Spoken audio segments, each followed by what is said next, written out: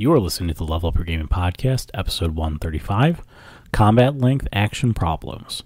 In today's episode, I discuss a short topic on combat length action problems. I touch on what the problem is with combat action lengths. I also discuss how it is an issue matching other action lengths in various systems. If you'd like to participate in the discussion or leave us feedback, you can contact us at levelupyourgamingpodcast@gmail.com or find us on Facebook at facebook.com/levelupyourgaming. If you like the content and want to hear more of the show, subscribe and will ensure you don't miss an episode. New episodes come out almost every Wednesday. Also, please review, tell a friend about the podcast, or share with your gaming group. Now sit back and enjoy the episode.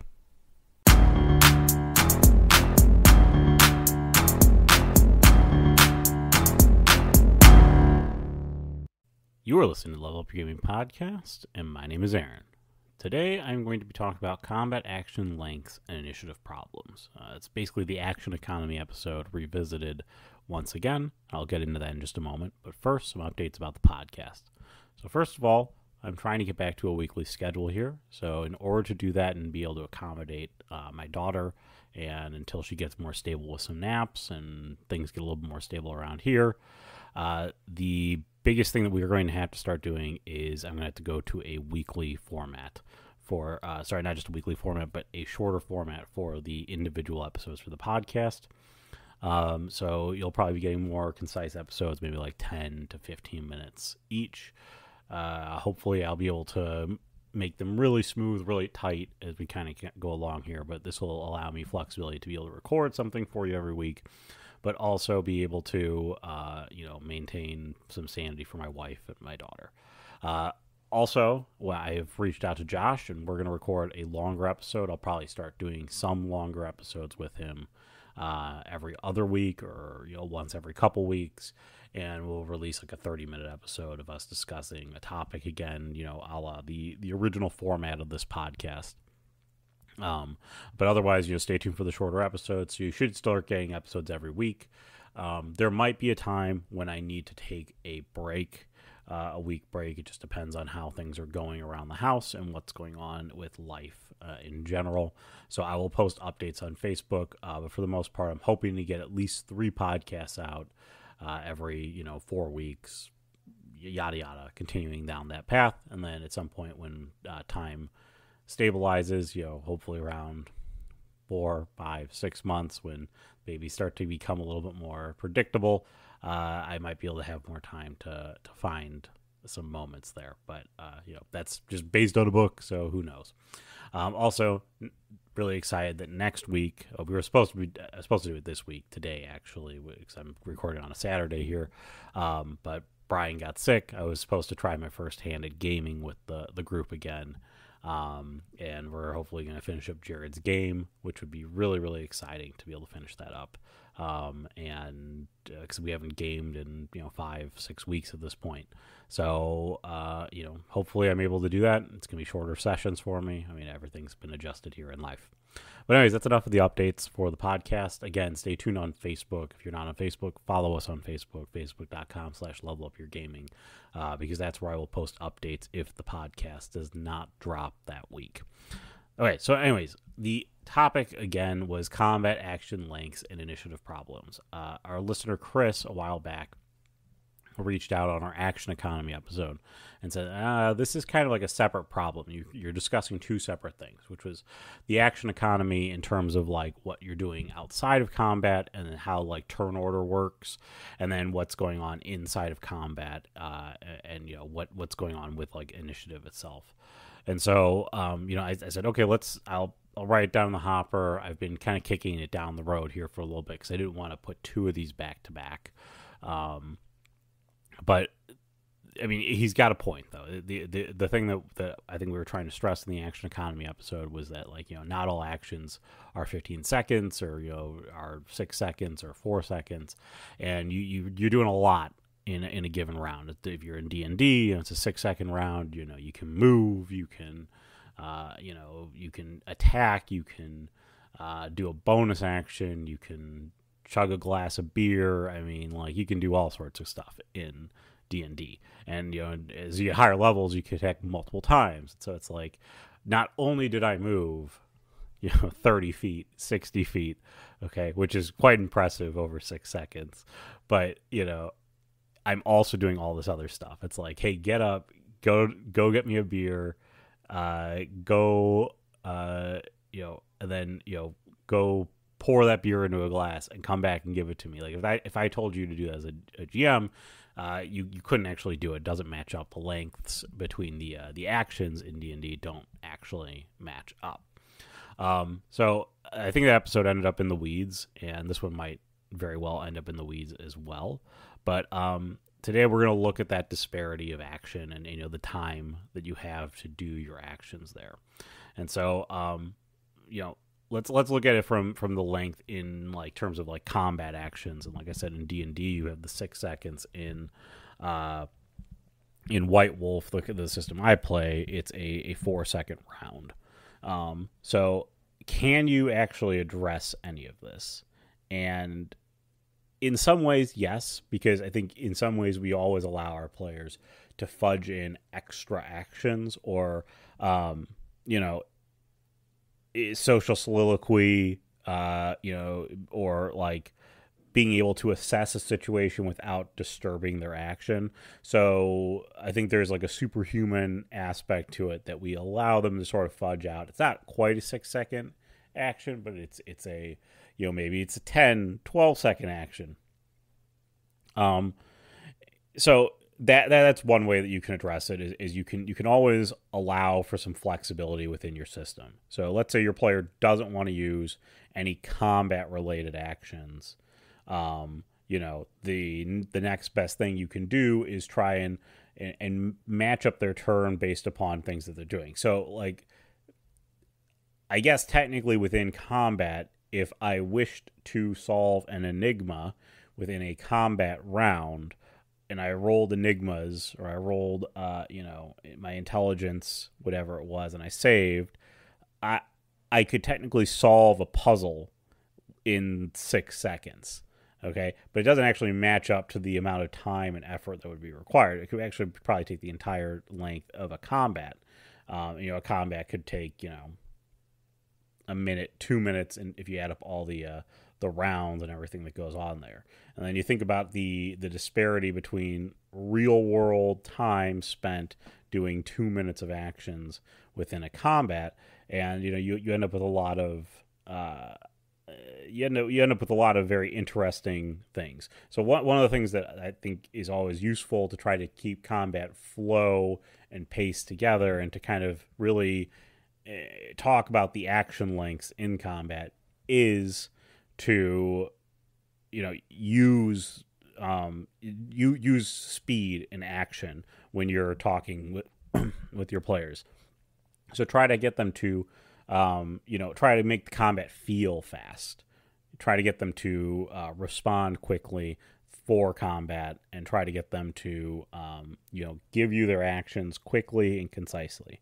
A lot of that has come in. We've given a lot of tips on this podcast in the past about maybe making things a little less tactical to make that flow of combat feel better. Because if combat's super tactical, then you have people always moving to the right optimal spot to try to get the flank and blah, blah, blah. And I'm not saying that doesn't happen or that won't happen. But, if you want combat to flow fast, this can't look like you're looking at a chessboard all the time. It's got to feel more like, if you want to represent those 6-second actions, it's got to be, people are moving quickly and decisively throughout the game itself. So, if you can't really do anything to address the length of a combat action, like why do we bring up the problem? Well, we bring up the problem because we're trying to improve our gaming and level up our gaming, and we're trying to solve that problem of the disparity of actions, or what happens when a player decides to not do a specific action or do something that's non-combat related in combat. Or when you're trying to go turn order in like a social situation, technically that is a combat situation. Now we have now just gone, or turn order in like an investigative situation, but those lengths are they're ambiguous. They're not actual combat actions themselves. So, if you do non-combat things in combat, how do you match them up to the length of combat without screwing a player? Because solving an enigma probably does take the length of your combat or longer. So if that person says, I'm going to solve an enigma, then why do I punish that player by saying, okay, you're no longer part of this combat? That's one way you could do it. But is there another way that you could be more creative without having them roll and roll and roll and roll over and over and over again? So I think the first part is the one way that you could address this, in addition to having flexibility in your system, is also suspending your disbelief. Because the idea behind the combat in an RPG game is a turn-based combat system. It is very similar to your Final Fantasy, any RPG that you play on a computer. It's designed to have you think through, what am I going to do next? So that is the combat itself, and to play it out at that speed. So if you want the combat to be slow and methodical like that, suspend disbelief.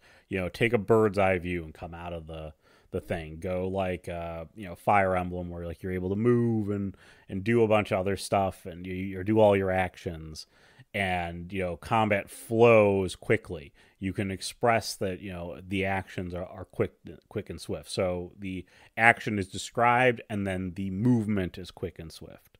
So that's a way that you could address that. But there has to be a suspension of disbelief in terms of how long everything you are doing in your action is.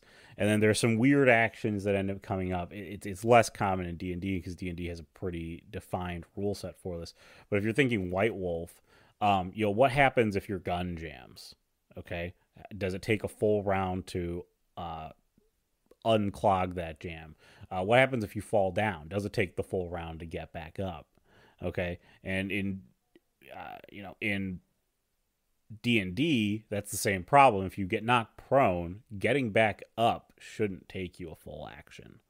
But I think it does in 5e. If you can correct me if I'm wrong on that.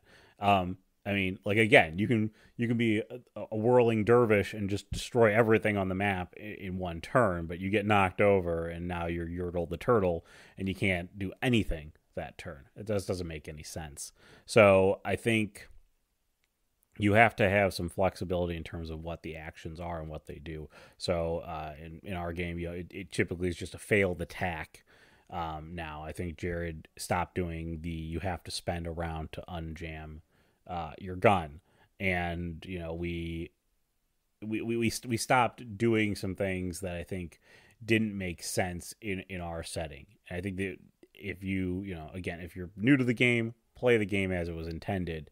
If you have been playing the game for a while and you're like, some of this stuff doesn't make sense, my player loses a turn, and this is obnoxious, it's ridiculous, it's crazy, maybe play around with the idea of being flexible with the system. Okay, getting up is free, and then you can do your actions. We know that you are prone. You already had the disadvantage of being prone during all the attacks, but getting up was free.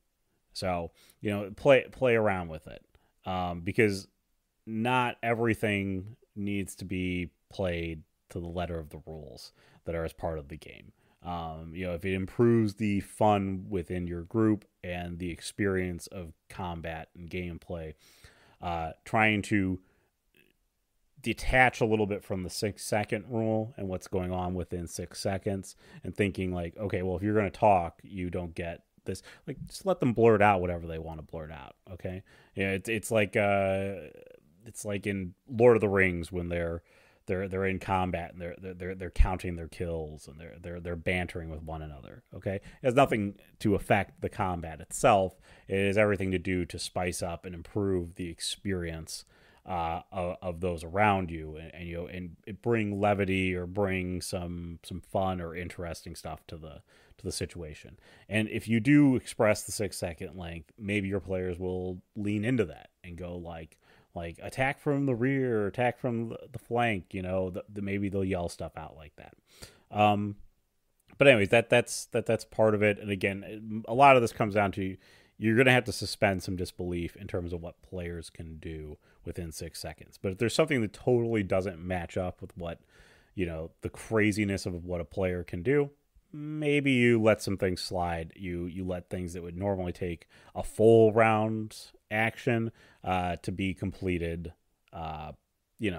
really, really quick. Something like that. So, just my thoughts on it. Again, coming back to combat lengths, initiative problems, the action economy once again. Just thought I'd bring it back up, get this episode out there because it's been a while since we talked about it. And again, I wanted to hit back on those points. So anyways, it's going to wrap us up for the week. If you like the podcast, go ahead and follow us on Facebook, facebook.com/levelupyourgaming.